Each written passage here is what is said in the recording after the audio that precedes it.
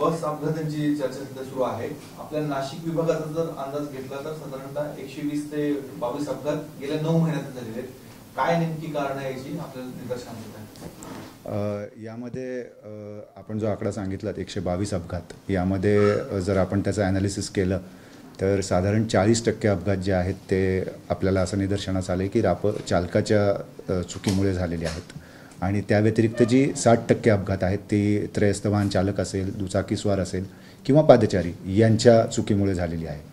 तर यामध्ये प्रामुख्याने आम्हाला जी गोष्ट निदर्शनास आलेली आहे ती अशी की एकंदरीत वाढत चाललेली जी आपण जे म्हणतो वाहनांची डेन्सिटी आहे त्या तुलनेत वाढलेले आपले जे रस्ते आहेत त्यामुळे होत असलेलं एकंदरीत ट्रॅफिक कंजेशन असेल, त्यानंतर ओव्हरऑल जे टू व्हीलर्सचं प्रमाण जे वाढत गेलेलं आहे कोरोनानंतरचं, त्यामुळं हे अपघातांचं एक आपल्याला असं निदर्शनास येते की वाढलेले दिसत आहेत. परंतु जर त्याची तुलना आपण गतवर्षीच्या तुलनेत केली तर ते आकडे मार्जिनली आपले ते आकडे कमी देखील झालेले आहेत मागच्या वर्षीच्या तुलनेत.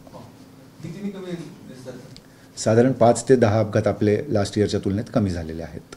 आणि सर, ज्या चालकांच्या चुका दिसत आहेत तर त्यामागची कारणं काय, म्हणजे आपले अनेक अहवाल आलेले असतील तर काय बेसिक चूक आपल्याला दिसून येते? यामध्ये काही वेळा आपल्याला गाडीवरचं नियंत्रण सुटणं किंवा नियंत्रित समोरच्या गाडीमध्ये आणि आपल्या गाडीमध्ये सुरक्षित अंतर न ठेवणं किंवा रस्त्याच्या जी लेनची शिस्त आहे ती न पाळणं, या काही प्रामुख्याने आपल्याला बाबी नजर आलेल्या आहेत.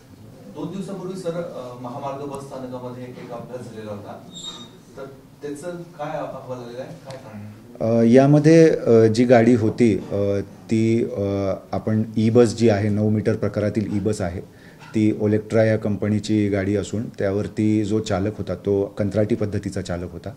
त्या चालकाचं बेसिकली जे प्राथमिक चौकशी अहवालात निदर्शनास आलं त्यामध्ये असं निदर्शनास आलं की चालकाचं गाडीवरील नियंत्रण सुटलं आहे. कारण गाडी शिर्डीवरून आलेली होती नाशिकसाठी, स्टँडवर थांबली, सगळे प्रवासी गाडीतून उतरले. त्यानंतर गाडी जेव्हा डेपोत न्यायची होती त्यावेळी त्याचं नियंत्रण सुटल्यामुळे तो अपघात झाल्याचं निदर्शनास येतं. सर, आणि अपघात होऊ नये यासाठी कशा पद्धतीने आपण प्रबोधन करतात आपल्या कर्मचाऱ्यांना? यामध्ये महामंडळाचे वेगवेगळ्या प्रकारचे प्रशिक्षण प्रक्रिया राबवली जाते. सर्वात आधी त्यांना जे आहे ते आपल्याकडनं जेव्हा ते इंडक्ट होतात किंवा एस टीमध्ये जॉईन होतात तेव्हा त्यांना आपण 8 आठवड्याचं एक ट्रेनिंग देतो. त्या ट्रेनिंगनंतर आपली समिती असते, त्या समितीमार्फत त्यांची चाचणी घेतली जाते आणि त्या चाचणीमध्ये जे उत्तीर्ण होतात त्या चालकांना आपण इंडक्ट करतो किंवा त्यांना पोस्टिंग देतो. त्यानंतर जे आपले चालक असतात त्यांना ज्यांची वयाची 40 वर्ष झालेली आहेत त्या 40 वर्षाच्या वरच्या ड्रायव्हर्सचं कंपल्सरी आपण मेडिकल करून घेतो. आणि जे 40 वर्षाच्या आतले चालक आहेत मग त्या मेडिकलमध्ये त्यांचं फिजिकल सगळ्या टेस्ट होतातच, पण त्याची नेत्र चाचणी देखील केली जाते कंपल्सरी.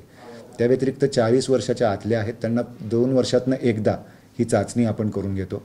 या व्यतिरिक्त आपण जे ड्रायव्हर्स आहेत आपले त्यांचं रिफ्रेशर कोर्सही घेतो ट्रेनिंगचे. आणि जेही ड्रायव्हर्स ॲक्सिडेंटमध्ये इन्वॉल्ड आहेत, मग तो मायनर असेल, मेजर असेल, फेटल असेल, या कोणत्याही अपघातात इन्वॉल्ड असेल तर आपण त्या ड्रायव्हर्सला कंपल्सरी ट्रेनिंग देतो. ट्रेनिंगशिवाय आपण कोणताही ड्रायव्हर लाईनवर पाठवत नाही, जेणेकरून त्या चालकाचं जे मानसिकता आहे ती 10 दिवसाचं ते ट्रेनिंग असतं.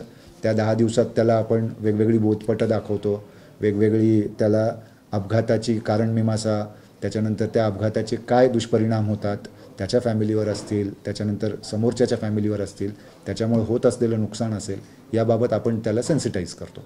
सर, आणि चालकाचं मानसिक स्वास्थ्य बरोबर नसणं किंवा अतिरिक्त कामाचा ताणतणाव, कारण एका वेळेस 2 शिफ्ट करावं लागतात, अशी काही कारणं आढळून येतात का मनुष्यबळ कमी असल्यामुळे? नाही, यामध्ये कसं असतं की कोणत्याही चालकाला बळजबरी नसते डबल ड्युटीची. चालक कमतरता जेव्हा असते आणि त्यातही जे कायदे आहेत आपले कामगार कायदे, त्या कायद्याच्या तरतुदीनुसार आणि त्या चौकटीत राहूनच त्यांच्याकडनं ती कामगिरी करून घेण्यात येते. त्या चौकटीच्या बाहेर कुणाकडनंही कामगिरी करून घेण्यात येत नाही. 196 जखमी आहेत या 9 महिन्याच्या कालावधीमध्ये, 22 जणांचे मृत्यू आहे, तर यांना आपल्याकडनं जी मदत देण्यात आलेली तो आर्थिक भूर्दंड किती पडलेला आहे?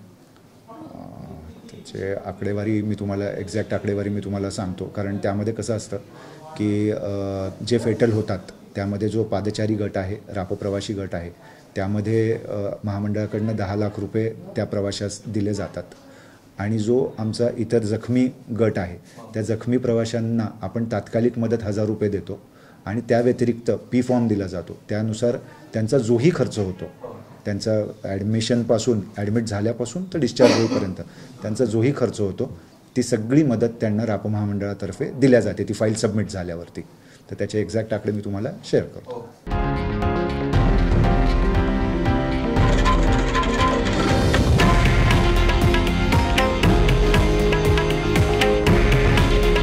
हे आहे देशातील नंबर 1 न्यूज नेटवर्क आणि आपण पाहत आहात TV9 मराठी.